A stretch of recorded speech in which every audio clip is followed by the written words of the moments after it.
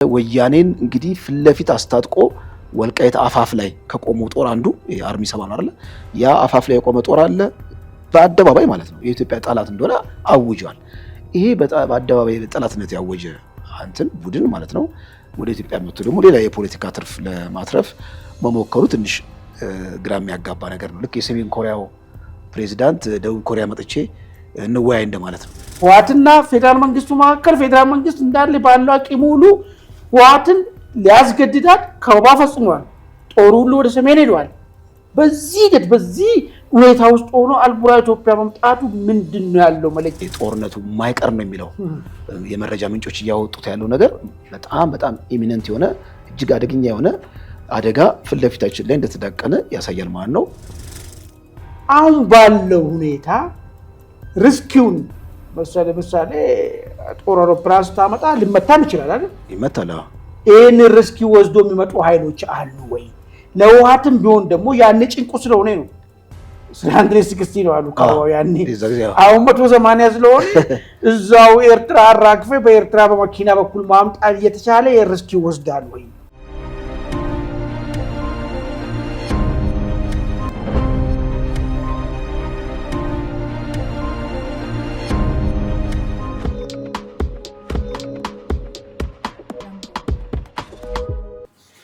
ሰላም ጤና ይስጥልን ውድ የኢትዮ ውይይት አድማጭ ተመልካቾቻችን፣ ይህ ዕለታዊ የተሰኘው ዝግጅታችን ነው። በዛሬው ዕለታዊ ዝግጅታችን የወልቃይት ውሳኔ ታገደ፣ ለምን በማን ምን ይዞ ይመጣል የሚለውን ጉዳይ በስፋት ይዘናል። የኢትዮጵያ መንግስትና አልቡራን አዲስ ንትርክ ውስጥ ገቡ። ኤርትራና ህወሓትን በተመለከተ ውሰዱ የተባሉት እርምጃ እምቢ በማለታቸው የኢትዮጵያ ተቃውሟን ገልጻለች። በሶስተኝነት ደረጃ አድራሻቸው የማይታወቁ መሳሪያ በአውሮፕላን ሽሬ ላይ እየተራገፈ መሆኑን ምንጮች ገልጸዋል። ከየት ተነሱ? ይህ መሳሪያ ከየት መጣ? ማን አመጣም ብለውን ነገር በስፋት እንሄድበታለን። በመጨረሻ ላይ መቀመጫውን አሜሪካ ያደረጉት ሁለት ተቋማት ኢትዮ ኤርትራ ጦርነት በቅርብ ቀን ይጀምራል ሲሉ ትንተና አቅርበዋል። ምን ይዞ ነው ጦርነቱ እንደሚጀምር እርግጠኛ የሆኑት ምለውን በስፋት የምንይዘው እነዚህና ሌሎች መረጃዎችን ይዘን እንደተለመደው እኔና ባልደረባይ ደረጀ ይመር ለሚቀጥሉ 30 ደቂቃ ከናንተ ጋር እንሆናለን። እናንተም ኢትዮ ውይይትን ሰብስክራይብ እያደረጋችሁ ይሄ ውይይት ደግሞ ለሌሎች ተደራሽ እንዲሆን ሼር ላይክ እያደረጋችሁ አብራችሁ እንድትቆዩ በአክብሮት እንጠይቃለን። ደሬ እንኳን በደህና መጣ። እንኳን ተገናኘን ማለት መልካም። እንግዲህ መግቢያዬ ላይ ለማስቀመጥ እንደሞከርኩ እንግዲህ የወልቃይት ጉዳይ ብዙ አስፈነጠዘ።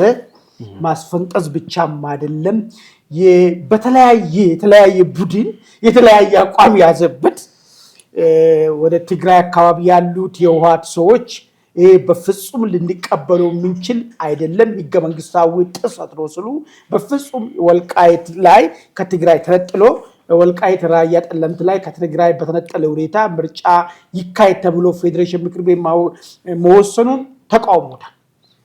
መቀመጫቸውን አዲስ አበባ ያደረጉ ከዚህ በፊት የህወሓት ሰዎች የነበሩ አሁን በአስተሳሰብ ልዩነት የራሳቸውን ድርጅት መስርቶ እኛ የሚያዋጣን ጦርነት ሳይሆን በሰላማዊ መንገድ መሄድ ነው ያሉት እና አቶ ጌታቸው ረዳም ይህንን ውሳኔ አውግዞ ብዙ መግለጫ አውጥቷል።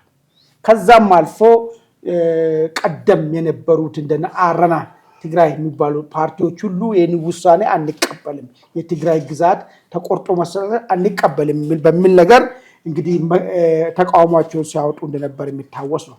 በወልቃይት በራያ በጠለምት ማህበረሰብ ዘንድ ግን ትልቅ ደስታና ይሄ ለጥያቄያችን አንዱ እምርታ ነው። ቀስ እያለ ደግሞ ወደ ማንነቱ መጠቃለልና ወደ አማራ ክልል መጠቃለል ይመጣል። ግን ቢሆንም ይሄ አንዱ እውቅና ተሰጥቶናል የሚል ነገር አድርጎ እንደ መልካም ተወስዷል። በፋኖ ኃይሎች በኩል ደግሞ ዝምታ ነው ተመረጠው። ይሄ ጉዳይ ላይ መልስ መስጠትም አልተቻለም፣ መቃወምም መደገፍም አልተቻለም። ነገር ግን የፋኖ ፕሮፓጋንዲስቶች የእርምጃን ተቃውሞ በየሚዲያቸው ማብራሪያ ሰጡ ሰምተናል። ይህ ሁሉ ሆነና ዛሬ ደግሞ አዲስ ክስተት ተፈጠረ። ያ የተፈጠረው ክስተት ምንድነው? የእነ አቶ ጌታቸው ድርጅት ስምረት ኢትዮጵያ የሚባለው ለምርጫ ቦርድ ክስ አቀረበ። ወልቃይትን በተመለከተ ይህ ውሳኔ ትክክል አይደለም በሚል ነገር ክስ ሲያቀርብ ክስ ክርክር እስኪደረግበት ድረስ ውሳኔው ይታገድ ተባለ። ምን የሚለው ውሳኔ ማለት ነው? ወልቃይት፣ ራያ፣ ጠለምት ከትግራይ ተነጥሎ ለፌዴራል ፓርላማ ተወዳዳሪ እንዲኖራችሁ የሚለው ጉዳይ ማለት ነው። ይሄ ነው እንግዲህ በጣም ብዙ ውዝግብ አምጥተዋል።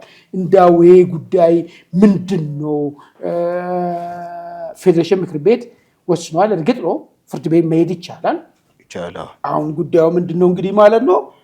ድሮ መንግስት ምርጫ ቦርድ ፓርቲ ያግዳል በወያኔ ትእዛዝ ማለት ነው።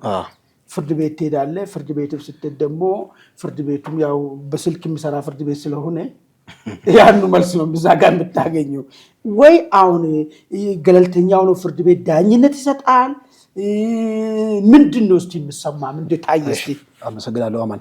እንግዲህ 2-3 ቀን የትግራይ ፖለቲከኞች ሀዘን ተቀምጠው ነበረ።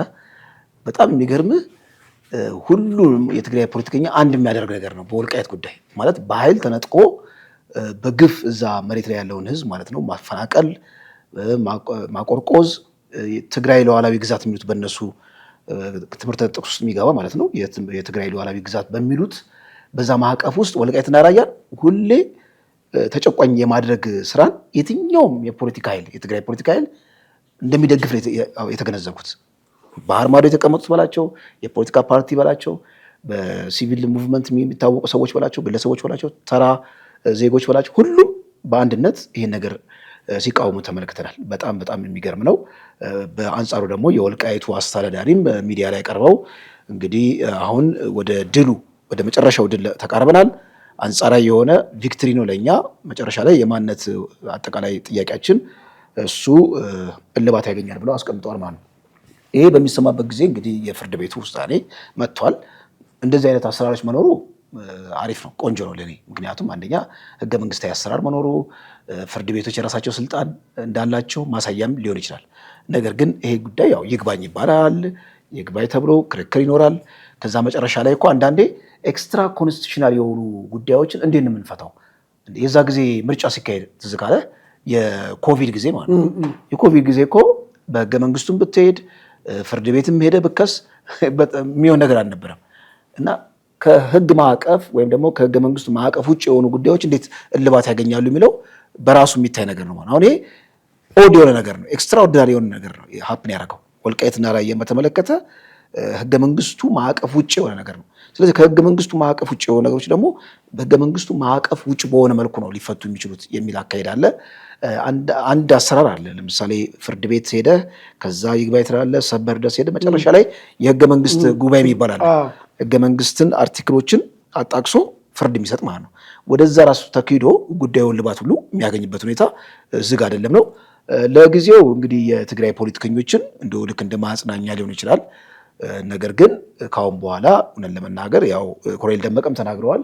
ካሁን በኋላ ወደ ኋላ የሚመለስ የወልቃይት ማህበረሰብ የወልቃይት አማራ ማህበረሰብ እና የራያንም ማህበረሰብ የሚያካትታል የለም። ቲፒኤልኤፍ በኃይል የወሰደው ነው። ምንም ይሄ በያዝ ዶላን አይደለም።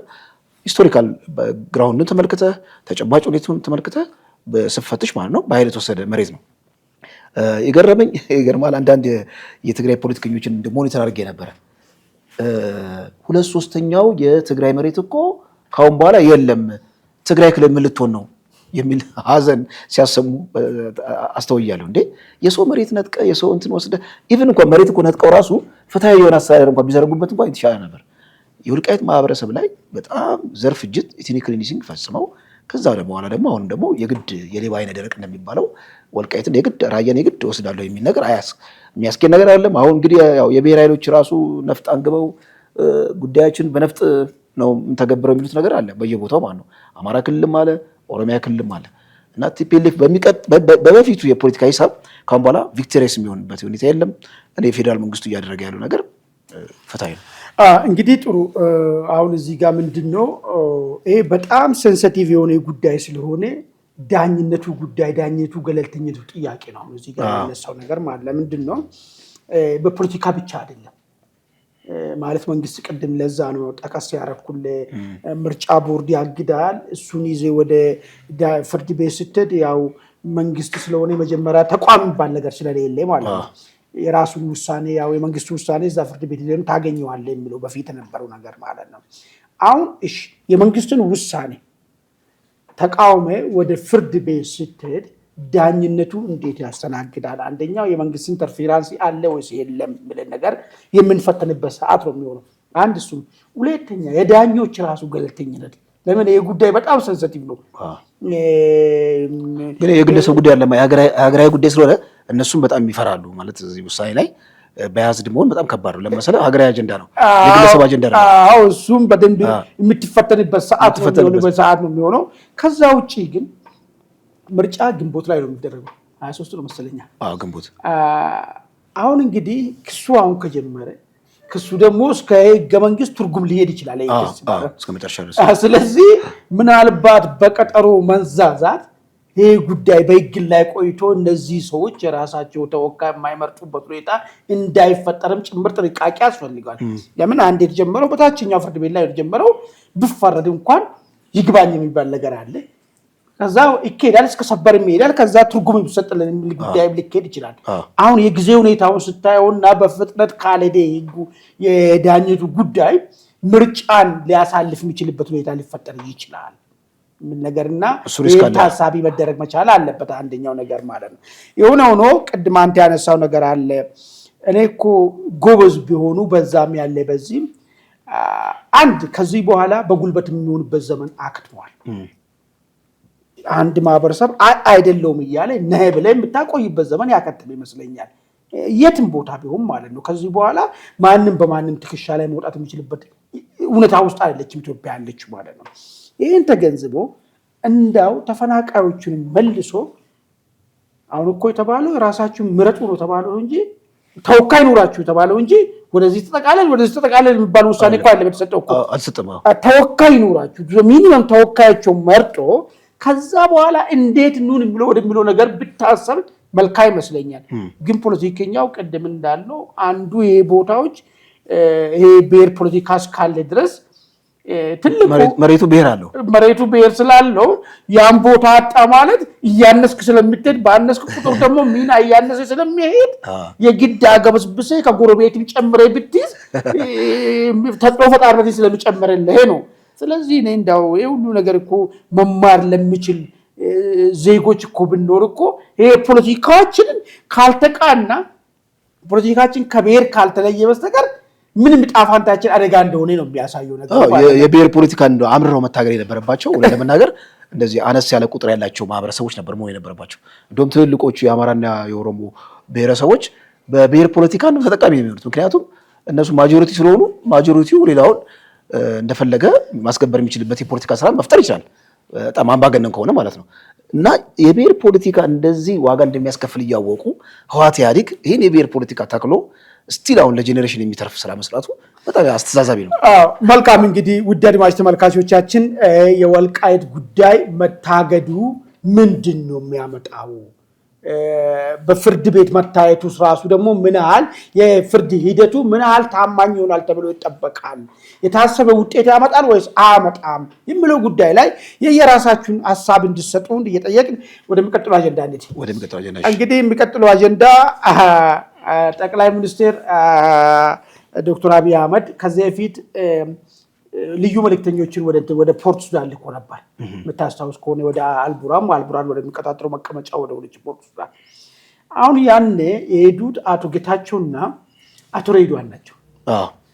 አሁን መረጃዎች ሲወጡ የሱዳን ሰዎች መረጃ ሲያወጡ ምንድነው ያኔ ልዩ መልእክተኞቹ ይዞ ሄዱት መልእክት ይሄንን አልፈሻጊ የሚባለውን ቦታ የወታደራዊ ቤዝ ሆኖ እንዳያገለግል ለወያኔዎች ማለት ነው። ለወያኔም ሻዕቢያ እንቅስቃሴ እያደረገ ስለሆነ በዚህ በስኩትር በሐምዳይት በኩል አድርጎ ስለሚቀርብ እሱም ይሄንን ቦታ ለእንትን ሆኖ እንዳያገለግል ለወታደራዊ ቤዝ ሆኖ እንዳያገለግል ጥንቃቄ አድርጉ። ላይክ ትዝ ይልሃል ያኔ ኢትዮ ወያኔ ፌዴራል መንግስትና ወያኔ ማዕከል ደረገ ጦርነት ጊዜ ያንን ቦታ ወያኔዎች እንትን እንዳያረጉ ጠብቁ ተብሎ ነበር ሱዳኖች። እነሱ ጠብቁ ሲባሉ ተቆጣጠሩ አልፈሻጊም ማለት ነው። አሁንም ልክ ምንድነው ይሄን ቦታ ቤዝ አድርጎ እንዳይጠቀሙ ይሄን የሚያርጉ ከሆነ ሌላ ችግር ውስጥ እንገባለን ነው እየተባለ ያለው ነገር ማለት ነው። ጠላትን አብተ እዚህ ጋር የምታደራጅ ከሆነ አደራጅተህ መጥቶ ወልቃይትን ሰብሮ ለመግባት ስለሚፈልግ በዛ በኩል ማለት ነው። ይህን ሀሳብ ሲያቀርቡ ኖ የሚል መልስ ነው የሰጡት። የአልቡርሃን መንግስት አልቡርሃን ማለት ነው። አሁን አልቡርሃን ደግሞ ጭንቅ ውስጥ ሲገባ አዲስ አበባ መጥቼ ካልጎበኘው ማለት ውይይት ለማድረግ ነው ጉብኝቱ። ያው እነሱ እንትን አይደለም ልምጣ ባል ያው ሀሳብ አለ ማለት ነው ወይ ያለውን አየር ሁኔታን አይቶ ምናልባት ከግብጽና ከሻቢያ ጋር ያለው ነገር ሊያስኬዱ ያልቻለበት ሊሆን ይችላል። ወይ ነጋገርና እናንተ ከጅራል ዳጋሎም ጋር የምታረጉትን ነገር ተውት፣ ሰላም ብናወርድ ይሻላል የሚል ነገር ሊሆን ይችላል። አናውቁም። በሆነ ጉዳይ ላይ እዚህ መጥቶ ወያየት ፈልጎ ነበር፣ ግን አውቶማቲካሊ የተሰጠው መልስ ነው የተሰጠው። ምክንያት ለሚለው ነገር ባለፈ እኮ አልፈሻጊን ጉዳይ ወታደራዊ ቤዝ እንዳይሆን ጠብቅ ብለን ነበረ። ገለልተኛ ነው አገባም ጸብ የለንምና ይሄን ቦታ ላይ ግን ጠላቶቻችን ራሳቸውን እንዳያደራጁ አድርግ ብለን ነበር። ይሄን ለማድረግ ፍቃደኛ አልነበርክም። ፍቃደኛ ለመሆን ብቻ አይደለም፣ ፍቃደኛ ለመሆን ምንድነው የሚያሳየው? የጦርቱ አካል መሆንን ነው የሚያሳየው። ደግሞ እውነቱ የምናወራ ከተባለ አርሚ 70 የሚባለው እኮ ከየታምቱ ታንክ ታጠቀው። በደንብ ይሄን ሁሉ ሲያደርግ የነበረው አልቡርሃን ነው። አሁን ወደ ኢትዮጵያ መጥቼ ልወያይ ስል እንግዲህ ሊሆን የሚችለው ነገር ምንድነው? ኢትዮጵያ ጀነራል ዳጋሎም ባክ አድርጋለች። ዩኤኢ በኢትዮጵያ በኩል ለጀነራል ዳጋሎ ባክ እያደረገች ነው፣ እያገዘች ነው። እንዳውም ይከሰሳል። ቤኒሻንጉል ውስጥ እንትን ተቋቁሟል የሚባል ነገር አለ። የድሮን ማስወንጨፊያ ቦታ ስቴሽን ቆሟል የሚል ነገር። ከዛ ውጪ እስራኤልም ደግሞ ይሄንን አልቡርሃን ስለማትፈልገው ምናልባት በኢትዮጵያ በኩል የምታረጉ ነገር አለ የሚለው ነገር ይሄን ነገር ላይ እንነጋገር የሚል ሀሳብ ይዞ ሊሆን ይችላል እንግዲህ የሚመጡት ነገር ማለት ነው። ግን በኢትዮጵያ በኩል አይሆንም የሚባል ነገር ነው መጣው ነገር። እንደው አይሆንም መባሉ ምንድነው ይዞ ሊመጣ የሚችለው የሚለው ነገር ምናልባት አሁን ከኢትዮጵያና ኤርትራ መካከል ጦርነት እነሳ አንድ ሳምንት ነው ቀረው፣ አንድ ሐሙስ ነው የቀረችው። ህወሓትና ፌደራል መንግስቱ መካከል ፌደራል መንግስት እንዳለ ባለው አቅሙ ሁሉ ህወሓትን ሊያስገድዳት ከበባ ፈጽሟል። ጦሩ ሁሉ ወደ ሰሜን ሄዷል። በዚህ ሁኔታ ውስጥ ሆኖ አልቡርሃን ኢትዮጵያ መምጣቱ ምንድነው ያለው መልእክት? ልምጣ ብሎ መጠየቁና መከልከሉም ጭምር አልቡርሃን እንደምታውቀው እንግዲህ የኢትዮጵያ ጠላቶች ጋር አሊያንስ ክሬት አድርገው ብዙ ስራዎች እየሰራ ነው። እንደውም እኮ በድፍረት እኮ የኢትዮጵያን ድንበር እኮ በድሮን በጦር መሳሪያም ደብድቧል በቅርቡ። ከዛ በኋላ ከኢትዮጵያ ድንበር የነ ደጋሎ ጦር ጠራርጎ አወጥቶታል። አሁን እንግዲህ ጥያቄ ማቅረቡ አንደኛ የኃይል ሚዛን የሚያሳይ ይመስለኛል። ሱዳን ውስጥ ያለው የኃይል ሚዛን የአልቡርሃን እንደተጠበቀው በጣም ተስፋፍቶ ያኛውን አርኤስኤፍን ማለት ነው ክራሽ ማድረግ አልቻለም። ስለዚህ ከአቅሙ በላይ በሚሆንበት ጊዜ ባላንጣህን የሚደግፉ ለባላንጣ አጋር የሆኑ ኃይሎች ጋር በጠረጴዛ ዙሪያ እንዋይ ነው የምትለው።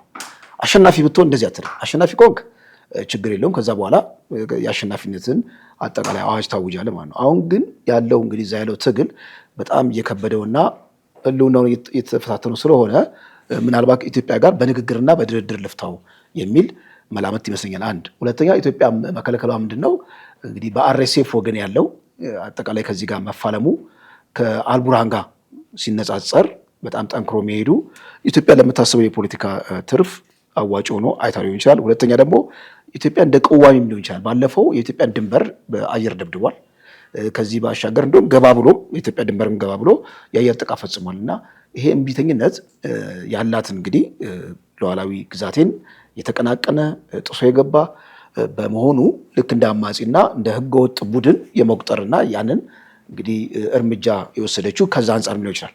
ዞሮ ዞሮ አይቶ ከሆነ አሊያንሶቹ የፓወር አትሞስፌሩን እየተመለከቱ ነው። የፓወር ኢንቫይሮንመንትን እየተመለከቱ ነው የሚሽከረከሩት። ባለፈው ሱዳን ምንድነው ኡጋንዳ ሄዶ ነበረ አርኤስኤፍ። ኡጋንዳ ደግሞ እዛ ጋር አደገኛ ላይን ተዘርግቷል። የምንድነው የአየር ባየር የመሳሪያ ንግድ ከኡጋንዳና በሱዳን መካከል ማለት ነው። እና ያ ደግሞ እዛ አካባቢ ያለውን ግጭት በጣም እያፋፈሙ ነው። እና አርኤስኤፍ ወደዛ የሄደበትም በጣም አነጋጋሪ ሆኖ ነበረ። ለምን ወደዛ ሄደ? ምን አይነት የፖለቲካ ትርፍ ተፈልጎ ነው የሚል ነገር ነውና አርኤስኤፍም በራሱ ወገን ይሄዳል የሚፈልጋቸውን ኃይሎች። አልቡርሃንም ወደዚህ ለመምጣት መጠየቁ ትንሽ ዊርድ የሚያደርገው ምንድነው ከሻቢያ ጋር ያለው አሊያንስ በጣም ስትሮንግ በአደባባይ የሚታይ ነው። ሻቢያ ደግሞ በአደባባይ እየፎከረ ነው። ወያኔን እንግዲህ ፊት ለፊት አስታጥቆ ወልቃይት አፋፍ ላይ ከቆመው ጦር አንዱ አርሚ 70 ነው አይደል? ያ አፋፍ ላይ የቆመ ጦር አለ በአደባባይ ማለት ነው። የኢትዮጵያ ጠላት እንደሆነ አውጇል። ይሄ በአደባባይ ጠላትነት ያወጀ አንተን ቡድን ማለት ነው ወደ ኢትዮጵያ መጥቶ ደግሞ ሌላ የፖለቲካ ትርፍ ለማትረፍ መሞከሩ ትንሽ ግራ የሚያጋባ ነገር ነው። ልክ የሰሜን ኮሪያው ፕሬዚዳንት ደቡብ ኮሪያ መጥቼ እንወያይ እንደማለት ነው። በሀገር ደረጃ ኮሰርከው ግን እርግጥ ነው። ግን ምንድነው መሰለህ አሁን ሁለቱንም ሳይድ ብናየው እንግዲህ እንደምታወቅ ቀደም ለመግለጽ እንደሞከርኩት ከሻዕቢያ ጋራ ኢትዮጵያና ኤርትራ ወደ ግጭት ሊገቡ እንግዲህ አንድ ሐሙስ ቀረው ማለት ማጋነን አይሆንም። በኋላ የምንሄድበት የቲፒኤልኤፍም ሁኔታ ኦልሬዲ ወደ ጦርነት እየሄደ ነው ያለበት ሁኔታ እና እንዳውም ምንድነው ማስገደድ ወደ ማምጣት ሁሉ እየሄዱ ነው ያሉት። ምርጫ አይካሄድም ትግራይ ክልል እያሉ ነው ያሉት። ምርጫ አይካሄድም ማለት እኛ እንሳተፍም አይደለም የህወሓት እያለ ያለው። ትግራይ ክልል ምርጫ እንዲካሄድ የሚፈልጉ ከሆነ ወልቃይት መልሳችሁ ነው የሚለውን ነገር ነው ያመጣውና ራያ መልሳችሁ ጠለምት መልሳችሁ ነው። ይሄን ካላረጋችሁ ግን ምርጫ አይካሄድም የሚል ነገርና ቅድመ ሁኔታ የመጣበት ሁኔታ ነው ያለው። ስለዚህ ይሄ ከምርጫ ጋር የተያያዘ ነገር ደግሞ ባለፈም ያጋጨን ይሄ ነው። ምርጫውን ተዛውሯል ሲባል አካሄዳለሁ ብሎ ምርጫ በማካሄዱ ነው። አሁን እነዚህ ነገሮች ባሉበት ሂደት ውስጥ የሱዳን ጋር ያለውን አንድን ግንባር እንዳው ከጉዳቱ ጥቅሙ የሚያመዝን ከሆነ ሆልድ ማድረግ የሚቻልበት ሁኔታ ቢመቻች ኖሮ ማለት ምንድነው መሰለን ከአልበሽር ጋር ከአልቡራን ጋር መቼም አንድ ልንሆን የምንችልበት ነገር የለም። ነገር ግን ነገሩን ማለዘብና የሚፈጠር ከሆነ የኤርትራ ጦር የሚፈጠር ከሆነ ከትግራይ ከህወሓት ጋር ጦር የምንገባ ከሆነ በዚህ በኩል ሌላ ጦር ግንባር እንዳይሆን ማዘናጊያ ግንኙነቶችን መፍጠሩ ጠቃሚ አይሆንም ነበር ወይ? ገብቷል ሐሳቤ ማለት በግንባር በሶስት ግንባር መዋጋቱ አስቸጋሪ ስለሚሆን ለምን ኃይል ይበታተናል። በቀላሉ ልንጠቃ የምንችልበት ሁኔታ ሊፈጠር ስለሚችል ይሄ እንዳይፈጠር አልቡራንን የማዘናጋት ዲፕሎማሲ መጠቀም አይቻልም ነበር ወይ? ሪዚስት ከማድረግ የሚል ነገር ነው። ፖሲብል ኦፕሽን ነው። አንተ ያስቀመጥከው ኦፕሽን ሊሆን የሚችል ነገር ነው። ፖለቲካ ውስጥ ልክ የጽድቅ ስራ ወይም የምንድን የመለኮታዊ ነገር ስላልሆነ ኃጢአት አለብህና እንግዲህ ከና ኃጢአት አልቀበልም አትልም አይደል? የፖለቲካ ኢንተረስትን ነው የምታየው፣ ብሔራዊ ጥቅምን ነው የምታየው። አንዳንድ ግን ማትደራደረባቸው ጉዳዮች አሉ። ምሳሌው ትክክል ይሁን አይሆን አላውቅም እንጂ አሁን ሂዝቦላ እስራኤልን የሚወጋ ነው አይደል? ሂዝቦላ አሁን ተዳክሟል እንጂ ኦልሞስት እኮ እንደ ሂዝቦላ እኮ ነው ይሄኛው ነው ለኔ በአደባባይ ባያውጅም እንደ ሂዝቦላ ኢትዮጵያን ከአርሚ ሰባን አደራጅቶ ኢትዮጵያን የሚወጋ ከሆነ ከሻዕቢያ ጋር አሊያንስ ክሬት አድርጎ በዚህ በቤንሻንጉል የአየር ጥቃቱ የሚፈጽም ከሆነ ልክ እንደ ሂዝቦላ በአደባባይ ኢትዮጵያን በጠላትነት የፈረጀ ነውና የሂዝቦላን መሪ እስራኤል ትቀበላለች ወይ እንደማለት ነው። ግን ምሳሌው ትክክል ባይሆንም እንዳልከው አንተ ያስቀመጥከው በጣም ኢንተረስቲንግ ፖይንት አለ። ዋነኛ ፖለቲክስ ውስጥ ምንድነው በምትችለው አቅም ጥበብን ተጠቅመህ ለማሸነፍ መሄድ ነው ያለብህ እና ባላንጣዎችን ማዘናጋት፣ ባላንጣዎችን ኮንቴን አድርገህ ከዛ በኋላ ሌሎች ባላንጣዎች አታካረክ በኋላ ይሄኛው ባላንጣ ደግሞ የምትመጣበት ሁኔታ አለና የዊዝደም የጥበብ ጉዳይ ያስፈልጋል። ትክክል ዲፕሎማሲ ላይ እንግዲህ የመንግስት አካሄድ ምን እንደሆነ አናውቀው። መልካም እንግዲህ ወደሚቀጥለውና በጣም አደገኛ ወደሆነው መረጃ ሲሻገር ከዚሁ ጋር የሚያዝ ነው እንግዲህ አደገኛው መረጃ ምንድነው? ልክ ከዚህ በፊት የምታስታውስ ከሆነ ፌዴራል መንግስት ከትግራይ ወጥቶ የትግራይ ገበሬ እርሻ እንዲያርስ በሚል ወጥቶ እንትን ካለ በኋላ ምንድነው የሆነው ነገር? የሆነ አድራሻው የማይታወቅ የሱዳን ድንበር ታኮ የሚመጣ መሳሪያ ጭኖ የሚመጣ የአየር ይገባ ነበር። በኋላ ጭምጭምታ ነበረ። ከዛ መንግስት አያየና የሆነ ጊዜ እንዳውም መደምሰሱን ዶክመንተሪ ሁሉ ሰርቶ አሳየ። አንዱን መጥቶ አየር ላይ እንዳነደደው ማለት ነው። አሁንም ሰሞኑን አዳዲስ መረጃዎች ይወጣሉ። ምንድነው? ሽሬ አየር ማረፊያ ላይ የሆነ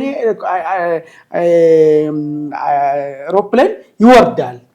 የጦር አውሮፕላን እንደሚለው የጦር አውሮፕላን ይወርዳል የሚል ነገር ነው አሁን እየመጣ ያለው ነገር ማለት ነው።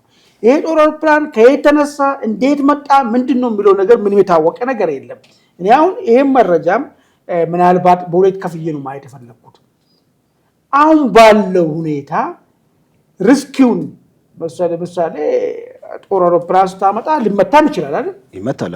ይሄን ሪስኪ ወስዶ የሚመጡ ኃይሎች አሉ ወይ? ለውሃትም ቢሆን ደግሞ ያኔ ጭንቁ ስለሆነ ነው 360 ነው አሉ ያኔ። አሁን 180 ስለሆነ እዛው ኤርትራ አራግፈ በኤርትራ በመኪና በኩል ማምጣት እየተቻለ የሪስኪ ወስዳል ወይ? እንደውም የተባለው መረጃው ላይ በወልቃይት መስመር እዚህ ኢትዮጵያና ኤርትራን የሚያዋስነው በዛ መስመር አድርጎ ነው ወደ ትግራይ የሚሄደው ነው የሚለው። በዛ መስመር አድርጎ ማለት ነው ዳትሚ ከሱዳን ይመጣና ከዛ ኢትዮጵያና ኤርትራን በሚያዋስነው በዚህ በወልቃይት መስመር አድርጎ ነው እንግዲህ የሚሄደው ነው የሚለው። ሱዳንና ኢትዮጵያን የሚያዋስን አይደል? ከዛ ሱዳን ኢትዮጵያና ኤርትራን የሚያዋስን መንገድ ከዛ በዛ ነው ወደ ትግራይ የሚገባው ነው የሚል ነገር ነው። ያው እኮ እሱ ነው የሆነ ምንድነው ወይ ወደ ኤርትራ ገብቶ ከኤርትራ ወደዚህ ቢመለስ አንድ ነገር ነው።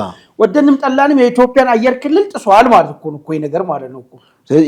የበፊቱን አይነት ታሪካዊ ሆነት ጋር ይገጣጠማል ማለት ያው ነው እኮ ከሱ ጋር ተመሳሳይ ነገር ነውና ይሄ እንደ ሪስክ ሊወስዱ ይችላሉ መጪዎቹ ራሱ ይሄን የሚያደርጉት ኃይሎች ራሳቸው ይሄ ሪስክ እንደ ሊወስዱ ይችላሉ። አንደኛው ነጥብ ነው። ከዚህ ሪስክ የተሻለ የሚሆንላቸው ኤርትራም የራሳቸው ወገን ስለሆነ ለአልቡራንም ተባባሪ ስለሆነ በዛው ዙሮ የመምጣት እድሎቹ አልየሉም ወይ የሚለው ነገር ነውና እንደው ምንድነው የነገር መልስ ሰማስ ትክክል። በዛ ጊዜ እኮ ኢትዮጵያና የፌደራል መንግስቱና ወያኔ በሚጣሉበት ጊዜ እንደዚህ አይነት ድርጊቶች ሲፈጸሙ ነበር። ከዛ በኋላ እኮ ቲፒኤልኤፍ አፈር ልሶ ተነስቶ እስከ ደብረሲና የመጣው ራሱን አደራጅቶ ማለት ነው። አሁንም ራሱን ለማደራጀት እንደ ግብጽም ማንኛውም ሪስክ ይወስዳሉ። ሻዕቢያም የተለመደው ነው። ነገር ግን እንዳልከው የአየር ቁጥጥራችን ይሄን ያህል በጣም ደካማ ነው ወይ? እንዴት ግዛታችን ላይ እንደዚህ ሲፈነጭ ዝም ይላል ወይስ ከኢትዮጵያ ቴክኖሎጂ ከሚጠቀመው ቴክኖሎጂ በላይ ነው ወይ ብለን እንጠይቅ ያደርጋል። ለወያኔ ይሄ ሁሉ ሪስክ እንግዲህ እንትን ብሎ ወስዶ ለወያኔ መርዳት የሚፈልግ ካለ አሁን በኋላ የምንጠቅሰው ይሄ ጦርነቱ የማይቀር ነው የሚለው የመረጃ ምንጮች እያወጡት ያለው ነገር በጣም ኢሚነንት የሆነ እጅግ አደገኛ የሆነ አደጋ ፊት ለፊታችን ላይ እንደተዳቀነ ያሳያል ማለት ነው። እንግዲህ ጎረቤት ሀገራትም ትልቅ ሀገራትም ጦርነቱ ላይ እንደገባና ልክ የየመን አማጺዎች በእንደዚህ አይነት መልኩ የጦር መሳሪያ እንደሚቀርብላቸው ሁሉ ለወያኔ በዚህ መልኩ ቀርቦ የቀረውን እንግዲህ በጣም ብዙ ማህበረሰብ በዛ አልቋል። በዛ ጦርነት የቀረው ማህበረሰብ ደግሞ በዚህ ጦርነት አገኘው ብሎ መሳሪያ አገኘው ብሎ ወደ ጦርነት ይገባል። መልካም። እስቲ ከዚሁ ጋር ተያይዞ እስቲ ሁለቱ መቀመጫቸውን አሜሪካ ስላደረጉት እዛ ላይ ምንድነው አሜሪካ ሀገር እንግዲህ ታዋቂነት ያላቸው ናቸው። በደንብ ጥናት ላይ እዚህ ጦር ሜዳ ላይ ጦርነት ላይ እሱ በተመለከተ ብዙ ጥናት ያቀረቡ ናቸውና ኢትዮጵያ መንግስት ወደ ጦርነት መግባቱ የማይቀር ነው። በቅርብ ጊዜያት ይገባል። የሚገባው ደግሞ መጀመሪያ ወያኔን የሚመታው ነው። የትግል ሜዳው ትግራይ ላይ ከሆነ ሱዳን መግባቷ የማይቀር ነው። ምናልባት ጠቅላይ ሚኒስትሩም እንግዲህ ይሄ አልቡርሃንን የከለከሉበት መንግስት ተመለከተ። አልቡርሃን ደግሞ አልፋሽጋን ልክ እንደ ጦር ቤዝ ተጠቅሞ በዛ ኃይል እያስገባ ሱዳን ውስጥ ያለው ትግራይ ውስጥ ያለውን የጦርነት የበለጠ ሊያፋፍምበት የሚችልበትን ሁኔታ አመላክተዋል ማለት ነው። እነዚህ የመረጃ ምንጮች ቅድም ያለውን ነገር የሚያጠናክር ነገር ነው። ትግራይ ላይ ከሆነ ጦርነቱ በጣም ይራዘማል፣ ብዙ ዲቫስቴቲቭ የሆነ ነገሮች ይፈጠራሉ። ያ ደግሞ መሬት ላይ ያለው ለትግራይ ህዝብ፣ ለኢትዮጵያ ህዝብ አጠቃላይ አደጋ አለው ነው። ነገር ግን መንግስት ያ ነገር ኤክስቴንድ ሊያደርገው ይችላል። ወደ ኤርትራ ኤክስቴንድ ያደርገዋል ጦርነቱን። ኤክስቴንድ ሲያደርገው ደግሞ ኤርትራ የገፈቱ ቀማሽ ትሆናለች፣ ኤርትራን ደግሞ አደጋ ውስጥ ትወድቃለች። እና መንግስት ይህን ሌላ ትርፍ ይጠቀምበታል፣ የፖለቲካ ትርፍ። አንደኛ መንግስትን የሚወጉ ኃይሎች ሊፈጥሩ ያሰቡትን ጥምረት እሱን ለመበጠስ ይጠቀምበታል። አንደኛ ጥምረቱን ማክሸፊያ ይጠቀምበታል። ሁለተኛ ከኤርትራ ጋር ያለውንም ቁርቋሶ በዚህ መልኩ የፈለገውን የፖለቲካ ትርፍም ለማግኘት በዚህ መልኩ ምንድነው ይጥራል የሚል ነገር ነው። ስትመለከተው እንግዲህ መሀል ላይ በጣም አደጋ ያለው ትግራይ ላይ ይመስለኛል። የጦር ሜዳው ዞሮ ዞሮ ትግራይ ላይ ሊሆን የሚችለው ቲፒኤልኤፍ እንቡር እያለ ነው። የጦር መሳሪያ እየቀረበለት ነው በአውሮፕላኖች። አሁን መረጃው እንደወጣ የአልቡርሃን ዶት ስትጋጥመው መንግስት መከልከሉ፣ ስለዚህ አልቡርሃን የጦርነቱ አካል እንደሚሆን በደንብ ሊተነበይ ይችላል። እና እነዚህ ነገሮችን ከመከላከያ እንቅስቃሴም አንጻር ስትወስድ እንግዲህ ጦርነቱ ኢሚኔንት እንደሆነ እንግዲህ በጣም ወሳኙ ነገር እነዚህ አሁን አጥኚ ድርጅቶች ያቀረቡን ነገር ምንድነው፣ ጦርነቱ ትግራይ ክልል ይሆናል ወይስ ወደ ኤርትራ ይሄዳል የሚለው ነገር ነው። አሁን ትልቁ መሰረታዊ ነገር በኤርትራ በኩል ምንድነው የሚፈለገው፣ ኢትዮጵያ ምን ቢሆን ነው ነገሩ ውስጥ አሸናፊና ወይ ደግሞ ትርፋማ ሆና የምትወጣበት የሚለው ነገር ነው እንግዲህ የሚወስነው። ምንድነው በኤርትራ በኩል ያው ይታወቃል፣ እሷ ጫፏ ሳይነካ የሚቻለው ሁሉ እያደረገች ጦርነቱን እዚሁ ኢትዮጵያ ምድር ላይ ትግራይ ክልልና አማራ ክልል ላይ እንዲሆን ነው የሚፈለገው ነገር ማለት ነው። ዋናው ሁለቱ ክልል የተናጋ ከሆነ ያው ኢትዮጵያ ሰላም ነች ማለት ስለሚከብድ ማለት ነው የሚፈለገው እሱ ስለሆነ መንግስት ግን እሱን ጫወታ ይፈልጋሉ ወይ ነው ጥያቄው። እሱን ከፈለክ ያው በሻዕቢያ ፕላን ወጣ ማለት ነው። በሻዕቢያ ሜዳ እንደምትጫወት ማለት ነው። እንደዛ ነው ማለት ነው። ስለዚህ ጫወታው በመንግስት በኩል የሚፈልገው ምንድነው? ጫወታው እሱን ቀጥታ ወደ ኤርትራ ምድር መውሰድ ነው የሚፈልገው። ይሄንን ለሁለት አድቫንቴጅ ነው። አንደኛ አገራዊ አንድነቱንም ያነሳሳል። ይሄ ጉዳይ በግፍ ላጣ ነው የቀይ ባህር ጉዳይ የሚደረግ ጦርነት ከሆነ ዳግማዊ አድዋ ነው እኮ ያነገርኩ የለውም። ስለዚህ ሁሉም የሚችለውን ሁሉ ያደርጋል። አንዱ እሱ ነው። ሁለተኛው ነገር ደግሞ ጫወታው እዚህ ሆኖ ሻዕቢያ እሳቱን ብቻ ቁጭ ብሎ የሞቀ የራሱ አድቫንቴጅ ያገኙ እድሉን ታሳጠዋል ማለት እዛው ወስደህ ትለበልበዋለህ እሱ ማለት። ስለዚህ እጁን እንዲሰበስብም ማድረጊያም ይሆናል። ሁለተኛ ልታስገድድም ትችላለህ። ምናልባት እኮ ናትረሳለ ወርጦ ነው መግባት ብቻ አይደለም ስትራቴጂክ ብቻ ራሱ ሊያስገድደው ይችላል። አሁን አንዳንዴ የሚያስቡ ነገር ታውቃለህ፣ ሻዕቢያ መንግስት እየሄደበት ያለውን ነገር በእርግጠኝነት ለማድረግ የወሰነ ነገር መሆኑን ከተረዳ ማለት ነው አይፈልገውም። ከፀሐይ በታች አዲስ ነገር የለም። መነጋገር የሚቻልበት ሁኔታዎችን ይፈልጋል። ለምን? ለሱ አደጋ ነው። በቃ ወደንን ጠላንም ወይ በዚህ እድሜ ሳህል በረሃ ሄዱ ወይ ተተኪ ትውልድ ኖሮት አይፋለምም። ሊሆን የሚችለው ነገር ምንድነው? ታሪክ መሆን ነው የሚመጣው ነገሩ ማለት ነው። ስለዚህ ከሱ ባለው ነገር ላይ መነጋገር የሚቻል የሚለውን ነገር ሊገደዱም ይችላሉ። ምንም ህልም ሐሳብ አለኝ። በስተርጅና እንደ ጦጣ እየዘለሉ እንግዲህ መታኮስ ነው። እንግዲህ ውድ አድማጭ ተመልካቾቻችን ለዛሬ የነበረን ዕለታዊ ዝግጅታችን እዚህ ላይ አጠቃልናል። እንግዲህ እናንተም ኢትዮ ውይይትን ሰብስክራይብ ማድረግ አዘንጉ። ባነሳናቸው አጀንዳዎች ላይም እያንዳንዶቹ ላይ የራሳችሁን ሐሳብ ምንድነው የምታያችሁ የሚለውን ነገር ሐሳብ ስጡን። በሌላ ጊዜ እስክንገናኝ ድረስ የዛሬው ዝግጅታችን በዚሁ አጠቃልናል ማለት ነው።